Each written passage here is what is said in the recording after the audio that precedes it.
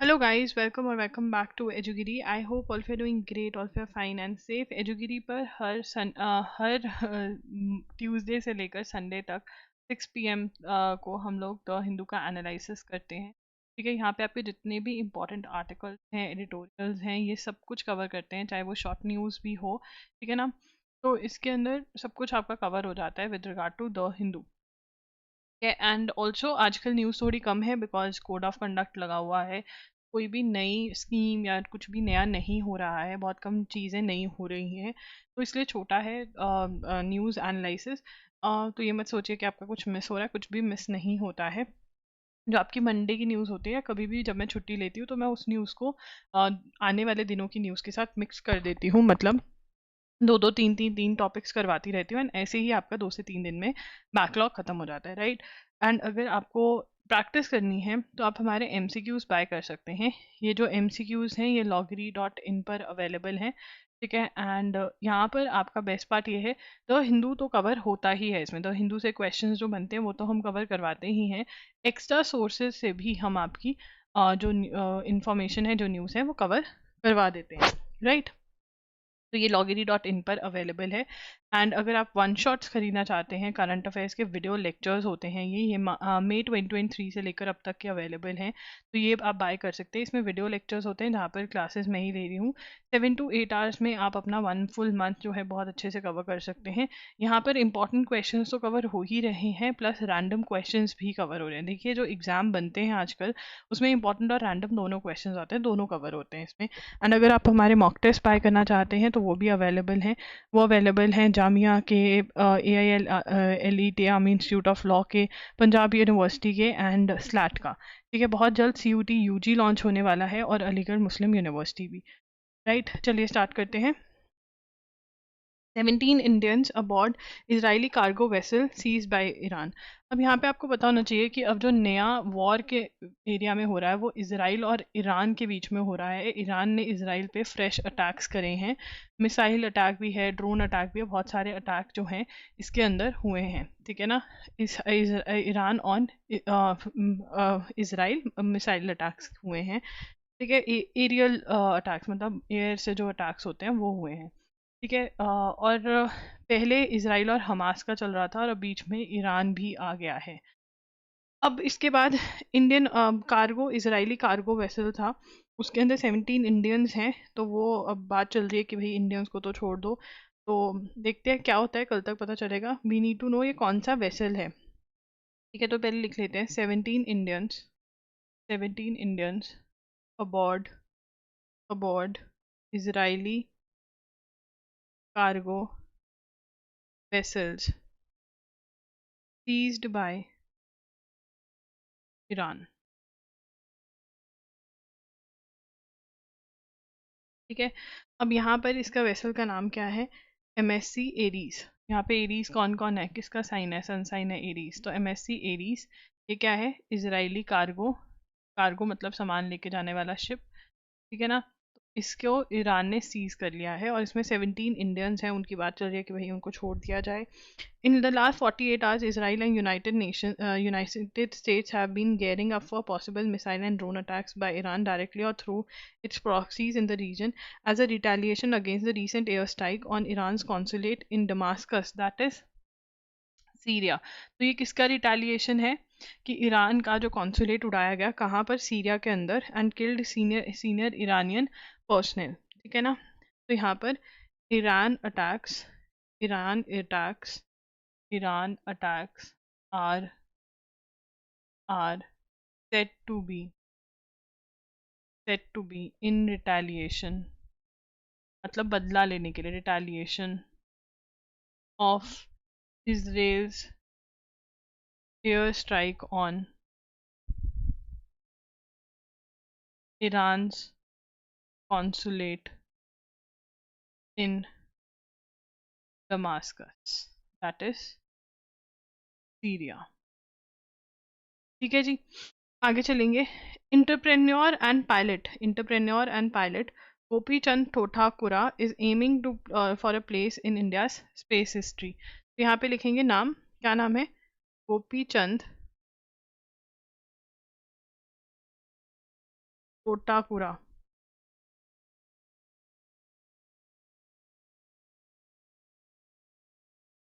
ठीक है, तो गोपीचंद टोटाकुरा क्या कर रहे हैं? Earlier this month Jeff Bezos owned blue origin announce 6 crew members who would be part of forthcoming commercial flight to space. So he is part of that. Jeff Bezos owned Blue Origin commercial flight to space. To space. This guy is a part. ठीक है, गोपी is a part of the crew. While an actual date of launch is to be inside, Mr. Thotakura, the first Indian in space since Rakesh Sharma, who in April 1984 became and remains the only Indian to have the honor when he went aboard, तो Russia के spacecraft में ये गए थे। ठीक है ना, तो यहाँ पे क्या बनेगा? मिस्टर टोटाकुरा, है ना, फर्स्ट इंडियन, तो ये बेसिकली सेकंड इंडियन हुआ, first Indian in space since Rakesh Sharma, who in April 1984 became and remains the only Indian to have the honor when he went aboard Russian Soyuz T-11 spacecraft. मतलब ये Russian spacecraft में बैठा बंदा। ठीक है ना, तो रशियन स्पेसक्राफ्ट में Rakesh Sharma became the first Indian to go into space and he is also going on. ठीक है, in a media statement mister describes himself as the first civilian Indian astronaut. ठीक है, given the New Shepard rocket the Blue Origin vehicle. अब यहाँ पे he becomes basically the second Indian to go. ठीक है ना, अगर हम अपने नोट्स को क्लियर कट लिखें, Rakesh Sharma was the first Indian to go into the space and he went on board Russian spacecraft. ठीक है जी, उसके बाद यहाँ पर ये कौन से स्पेस क्राफ्ट में जा रहे हैं, कौन से रॉकेट में? न्यू शेफर्ड नहीं है, शेपर्ड रॉकेट जो है NS-25 बोला जा रहा है जिसको। The Blue Origin vehicle climbs to 100 kilometre from earth surface, stays in space long enough for the crew aboard to experience weightlessness and allows one to observe Earth's curvature. It ticks all the boxes for a space trip. Rakesh Sharma, who spent a week in Russian space station, fits the classical definition of astronaut. However, it is unclear if Thotokuru would be described as one who traveled और ये। तो यहाँ पर हम लिखेंगे कि ये क्या करेंगे। ठीक है ना, अब इसके अंदर फिफ्थ पॉइंट बनेगा, है ना, blue Origin vehicle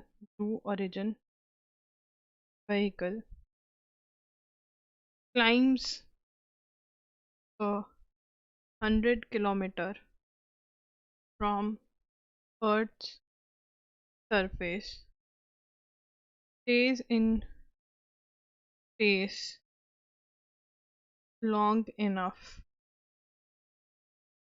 for crew aboard experience weightlessness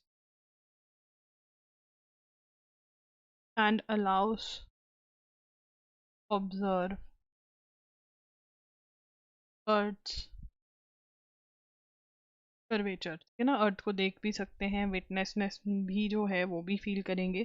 that is what he is going to experience. तो क्या नाम है? गोपीचंद ठोटाकुरा। गोपीचंद तो बहुत इजी नाम है, ठीक है ना, ठोटाकुरा। ठीक है, ठोटाकुरा। अब चलिए आगे चलेंगे। The United States Federal Aviation Administration which issues commercial space license and verifies launch और reentry vehicles that carry humans has since 2021 stop designating space farers as astronauts. तो वो कह रहे हैं कि जो कमर्शियल मतलब व्हीकल में बैठकर मजे के लिए जा रहे हैं, ठीक है, एक तरह से स्पेस टूरिज्म हो गया ये, उसको ये नहीं कहते, एस्ट्रोनॉट नहीं वो करते हैं। ठीक है, उनको क्या बोलते हैं? Humans has since 2021 stopped designating spacefarers as astronauts. Russian astronauts are called cosmonauts. Chinese are called taikonauts. Indians को क्या बोला जा सकता है? व्योमानॉट्स। ठीक है ना, यहाँ पर हम ये 6 पॉइंट लिख लेंगे United states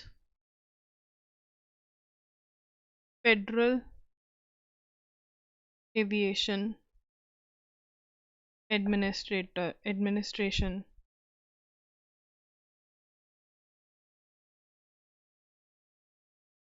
that issues that issues that issues commercial space licenses and verifies launch or re-entry vehicles that carry humans has stopped calling them as astronauts। मतलब क्या कहने की कोशिश कर रहे हैं कि भैया वो एस्ट्रोनॉट्स नहीं है, तो सिर्फ घूमने और ऐसे ही जा रहे हैं, ठीक है ना, उनको नहीं मान सकते एस्ट्रोनॉट्स सिंस 2021। ठीक है ना, तो अब इसके अंदर किसको क्या बुलाया जाता है ये भी नोट करना पड़ेगा हमको। ठीक है, जो यूएस के एस्ट्रोनॉट्स हैं, यूएस के एस्ट्रोनॉट्स कंट्री कॉल्ड, है ना, यूएस के एस्ट्रोनॉट्स को क्या बोला जाता है, ये नहीं लिखा हुआ यूएस, सॉरी मुझे। रशिया के एस्ट्रोनॉट्स को क्या बोला जाता है, कॉस्मोनॉट्स, क्या बोला जाता है, कॉस्मोनॉट्स। चाइनीज को टाइकोनॉट्स, और कह रहे हैं कि इंडियंस को गोयामा नॉट्स बोला जाएगा। ठीक है ना, यहाँ पे क्या है, चाइना, ये चाइना है ना, और ये इंडिया। ठीक है जी, चाइना और ये इंडिया। ठीक है जी, तो यहाँ पर उसके बाद S Somanath told the Hindu that the flight to successful prior to he would be the second Indian in space. तो yes, technically an astronaut, second Indian in space, ठीक है ना, he would be a second Indian in space, second Indian in space, है ना। उनको क्या बोला कि सेकंड इंडियन इन स्पेस, अगर क्वेश्चन आता है तो क्या लिखेंगे हम, गोपी चंद कोठाकुरा, है ना। ओके, ये इंपॉर्टेंट क्वेश्चन है, फर्स्ट सेकंड वाले क्वेश्चंस आते हैं। हेपेटाइटिस जो है ना, WHO alert on viral hepatitis. ठीक है, यहाँ पे लिखेंगे WHO alert on viral hepatitis. ठीक है, वायरल हेपेटाइटिस पे। ठीक है, तो वायरल हेपेटाइटिस है क्या, ठीक है, 11.6% of total viral hepatitis disease burden globally, making it India पे है इतना तो। ठीक है, वर्ल्ड हेल्थ ऑर्गेनाइजेशन का फुल फॉर्म पता ही होगा आपको, नहीं पता तो लिख लीजिए, वर्ल्ड हेल्थ ऑर्गेनाइजेशन। नहीं कुछ भी पता है तो उसको लिख लिया करो, 3-4 बार लिखोगे, उसको पढ़ोगे, याद हो जाएगा। ठीक है, अब हेपेटाइटिस होता क्या है, ये लिवर की इन्फेक्शन होती है। ठीक है ना, हेपेटाइटिस इज, सेकेंड पॉइंट, ये फर्स्ट पॉइंट ही बनेगा, hepatitis is an inflammation of the liver that is caused by a of infectious variety of infectious viruses and non-infectious agents leading to range of health problems। ठीक है ना, तो basically inflammation of liver की ये disease क्या है, ये inflammation of liver. ठीक है जी, अब इसके डिफरेंट स्ट्रेन्स को, 5 मेन स्ट्रेन्स हैं इसके, क्या है, 5 मेन स्ट्रेन्स हैं, 5 मेन स्ट्रेन्स हैं, तो उनको A B C D और E में डिवाइडेड है। अब ये क्या क्या होता है ये हमें जानने की जरूरत नहीं है, बट ये हमें इतना पता होना चाहिए कि हेपेटाइटिस जो है उसके लिए WHO कह रहा है कि भैया चौकन्ने रहो, अलर्ट पे रहो, और इसका ये होता क्या है, इन्फ्लेमेशन ऑफ लिवर। ठीक है जी, in June 2022 the ECI issued the rules to give effect to the judgment. अब यार देखो, जो भी कैंडिडेट्स, जो भी पॉलिटिशियंस इलेक्शंस लड़ेंगे, उनको बताना होता है कि उनके पास क्या एसेट है, प्रॉपर्टी है, जो भी चीज़ें हैं। ठीक है, उनको अपनी एजुकेशन क्वालिफिकेशन बतानी होती है, उनको ये बताना होता है कि उनके अगेंस्ट जो केसेस चल रहे हैं वो भी उनको डिफाइन करने होते हैं, जो क्रिमिनल केसेस चल रहे हैं ना, वो भी उनको अपने डिफाइन करने होते हैं, राइट, ये करना रहता है। तो अब इसके ऊपर ही जजमेंट हम पढ़ने वाले हैं। However, the central government of the day sought to curtail the scope. अब यहाँ पर क्या हुआ, वो कह रहे हैं कि representation of the people's act 1951 के अंदर पहले ऑर्डिनेंस है, मतलब प्रेसिडेंट के थ्रू जो लॉ ऐड करते हैं वो ऐड किया, और फाइनली फिर अमेंडमेंट हुई। अमेंडमेंट मतलब कोई भी चेंज टू द लॉ, ठीक है, अमेंडमेंट ऐड करी गई, और अमेंडमेंट के through in August 2022 later it was replaced by an act, the amendments introduce. तो अमेंडमेंट जो हुई वो सेक्शन 33A ऐड किया गया, और सेक्शन 33B। सेक्शन 33A में क्या ऐड किया गया, concerning disclosure of pending criminal cases. वो कहते हैं कि बताना पड़ेगा कितने क्रिमिनल केसेस आपके अगेंस्ट पेंडिंग है, ठीक है, which effectively nullified the ECI's notification by saying no disclosure other than those prescribed in the act is required. ठीक है, जो भी एक्ट में बोला है वो ही डिस्क्लोजर करना है। Section 125A, penalty for failure to disclose और फॉल्स डिस्क्लोजर। अगर गलत डिस्क्लोजर कर दिया तब भी, अगर फॉल्स डिस्क्लोजर करा तब भी पेनल्टी होगी, एंड अगर फेल्ड टू डिक्लेयर कि हाँ ये है, वो भी होगा। Thereafter the amending act was challenge. ये जो एक्ट था ये 2003 में चैलेंज हो गया, ठीक है, जो ये अमेंडमेंट हुई। Struck down section 33B। 33B जो है वो स्ट्रक डाउन कर दिया गया था, और 33A लिख दिया गया था, and restore the disclosure requirements. तो यहाँ पर डिस्क्लोजर रिक्वायरमेंट्स को ख़त्म करने की कोशिश करी गई थी, बट वो जो है वापस से ले आया गया था। तो अब इसको ना माइंड मैप बनाकर समझते हैं। तो क्या हुआ, इसको समझना बहुत ज़रूरी है। तो यहाँ पर हम पहले लिखेंगे, ठीक है, disclosure requirements by contesting candidates।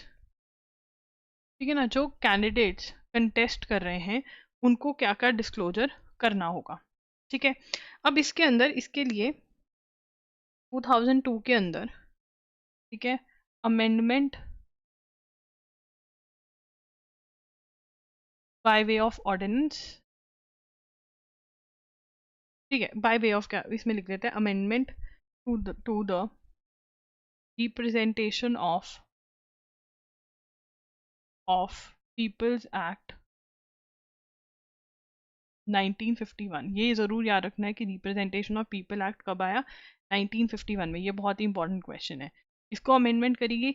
Amendment के थ्रू क्या ऐड किया गया, एक तो सेक्शन 33A ऐड किया गया, जिसके अंदर कहा गया कि जो रिक्वायरमेंट है सेक्शन में उतना ही डिस्क्लोजर करना होगा। नहीं, सेक्शन 33B में ये बोला गया। तो सेक्शन 33A में क्या बोला गया, disclosure of pending criminal cases. ठीक है, जितने भी क्रिमिनल केसेस पेंडिंग हैं उनका डिस्क्लोजर आप करोगे, ठीक है ना। सेक्शन 33B, ठीक है, सेक्शन 33B। सेक्शन 33B क्या कहता है, effectively nullified ECI's notification by saying no disclosure other than those prescribed in act is required। मतलब उन्होंने बोला कि जो एक्ट में बोला गया है उतना ही डिस्क्लोजर चाहिए और कुछ नहीं देना। तो यहाँ पर this was challenged, amendment was challenged, amendment challenged in supreme court. Supreme court ने क्या कहा, सुप्रीम कोर्ट ने ये 33B जो है स्ट्रक ऑफ मतलब खत्म कर दिया, स्ट्रक ऑफ सेक्शन 33B, है ना। क्या किया सुप्रीम कोर्ट ने, स्ट्रक ऑफ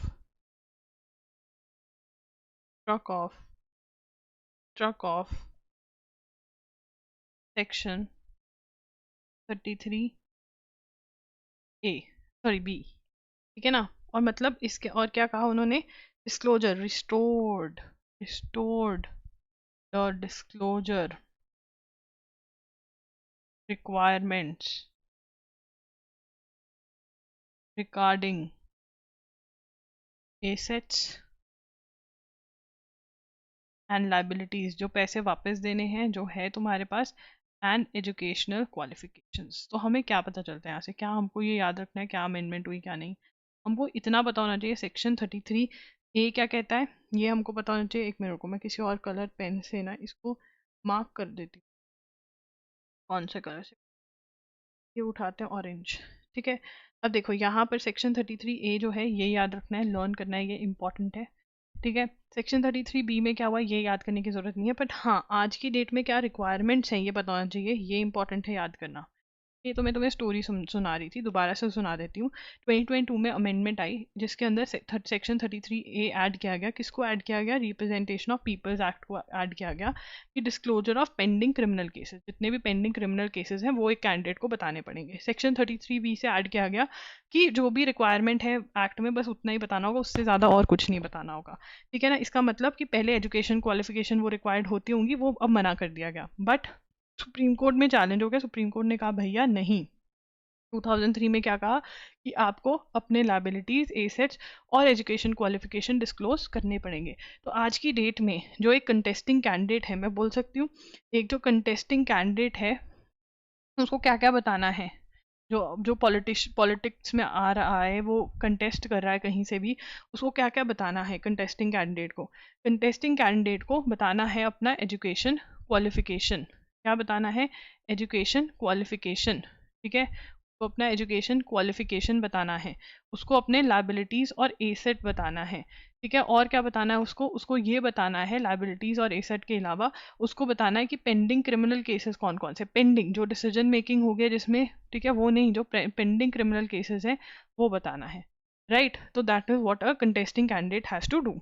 उसके बाद section 125 of the RPA 1951 prescribe the 6 month prison term और a fine or both for any candidate failure to disclose the required information। अब यहाँ पर एक और चीज़ है कि अगर कोई डिस्क्लोज नहीं करता है ये बातें तो क्या होगा, तो यहाँ पे थर्ड पॉइंट लिखेंगे, section 125A of RPA 1951 prescribes a 6 month prison term or fine or both for candidates any candidate's failure to disclose the required to disclose the required information or giving false information or concealing such information। अब यहाँ पे ये क्या कहना चाहते हैं, अगर कोई कितने साल की सज़ा हो सकती है? 6 month की प्रिजन हो सकती है, ठीक है ना, और फाइन हो सकता है। क्यों? अगर वो इंफॉर्मेशन नहीं देता है, अगर he fails to give the information, required information, conceal करता है या फिर फॉल्स इंफॉर्मेशन दे देता है। कंसील करता है, फॉल्स इंफॉर्मेशन देता है, या फिर इंफॉर्मेशन नहीं देता, नहीं देता इंफॉर्मेशन, ठीक है ना, देता है बट फॉल्स देता है, ठीक है ना, या नहीं देता फॉल्स देता है, या कंसील करने की कोशिश करता उसको, है ना, नहीं देता फॉल्स देता है या कंसील करने की कोशिश करता है उसको, मतलब थोड़ा बहुत बता दिया, थोड़ा नहीं, उसको ढकने की कोशिश करता है, राइट। तो कितनी सज़ा हो सकती है ये हमें बता दिया, ठीक है। Besides the provision for prosecution any omission of false information could be ground to challenge a candidate's election in the high court. अगर यहाँ पर वो गलत इन्फॉर्मेशन दे देता है तो अगर वो इलेक्ट हो जाता है उसका इलेक्शन भी चैलेंज हो जाता है। False information could be a ground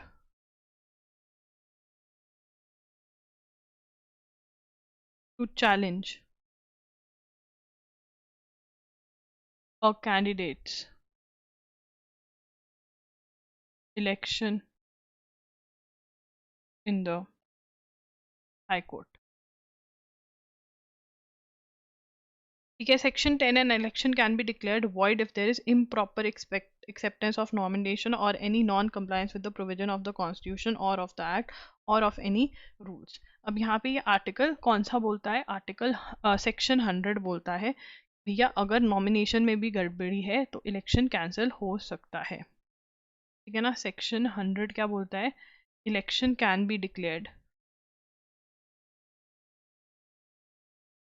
declared void if there is improper acceptance of any nomination or any non compliance with provisions of constitution act कुछ भी ऐसा सा है नहीं हो सकता. This is very important for anyone who is preparing for CLAT 2025 जो 2024 में होने वाला है. This is very very important. Legal aptitude के हिसाब से बहुत ज़्यादा इंपॉर्टेंट है. बाकी सब जो है ये सेक्शन इसमें क्या कहा गया है, ये सेक्शन इसमें क्या कहा गया है, ये आपको पता होना चाहिए. ठीक है ना. This is very very important क्योंकि वैसे कोई और न्यूज़ नहीं आई तो मंथ के हिसाब से अगर कोई निकालेगा तो this news is very very important. The trend in climate change jurisprudence. Supreme court ने क्या बोल दिया है कि जो भी adverse effects of climate change है उससे बचने की राइट हर किसी की फंडामेंटल राइट है. ठीक है ना. ये बोला है. कौन से केस में बोला है? ग्रेट इंडियन बस्टर्ड के केस में बोला है. ये हम ऑलरेडी डिस्कस कर चुके हैं. ठीक है. कोई भी कमेंट्स में आपको बता देगा कहाँ पर इसको डिटेल में डिस्कस किया हुआ है, वहाँ से आप नोट्स बना सकते हैं. ठीक है जी. आगे चलेंगे. A former US ambassador who pleaded guilty to spying for Cuba's. मतलब सीक्रेट इन्फॉर्मेशन निकाल कर देना. स्पाइंग का मतलब क्या होता है? सीक्रेट इन्फॉर्मेशन निकाल के देना. तो स्पाइंग कर रहे थे. ठीक है ना. For Cuba for over US ambassador. A former US ambassador who pleaded guilty for spying for Cuba for over 4 decades was sentenced in federal court to 15 years in prison. Victor Manuel Rocha was arrested in December. What US officials called one of the highest reaching and longest lasting infiltrations of the US government by a foreign agent. है ना. तो यहाँ पर लिखेंगे a former US ambassador, a former US ambassador who pleaded guilty. बोल है ना कि हाँ भैया प्रूव हो गया, बोल दिया कि हाँ ठीक है किया है. Guilty to spying for Cuba. Cuba के लिए सीक्रेट इन्फॉर्मेशन निकाल रहा था यूएस में. Spying for Cuba for over 4 decades, 40 साल के लिए. 4 decades, 40 years. 1 decade is equal to 10 years. 4 decades कितने हो गए? 40 साल. ठीक है. 40 साल हो गए. 4 decades के लिए स्पाइंग करी. मतलब सीक्रेट इन्फॉर्मेशन निकाल कर लेकर आ रहा था. सीक्रेट इन्फॉर्मेशन लिख लो ये दोबारा से यहाँ पर. है ना. नाम क्या इनका? नाम है Victor. Decades was sentenced in federal court to 15 years in prison. ठीक है ना. तो यहाँ पे क्या है? Victor Manuel Rocha. ठीक है ना. ये है बंदे का नाम. That's it guys. अगर आपको कुछ भी loggery.in से खरीदना है तो आप loggery.in विजिट कर सकते हैं. नीचे जो लिंक्स हैं वो ज़रूर चेक करना. चाहे वो one shot current affair videos हैं, चाहे वो MCQs हैं, चाहे हमारे मॉक टेस्ट हैं. Everything is really really useful. ठीक है. बहुत मेहनत से मैंने इनको बनाया है अपने हाथों से, तो ज़रूर चेकआउट करना. एंड इस वीडियो को लाइक कर देना, चैनल को शेयर कर देना. अगर आपको मेरा एनालिसिस अच्छा लगा हो तो प्लीज़ हर रोज़ एक कॉमेंट ड्रॉप कर दिया करो. बहुत बहुत मोटिवेशन मिलती है. एक हार्ट ड्रॉप कर दिया करो. ठीक है. And also do subscribe to our channel. हम लोग 26,000 सब्सक्राइबर्स हो गए हैं. Thank you very much for 26,000. ठीक है. We are family of 26,000. Bye bye. Take care. मिलेंगे कल.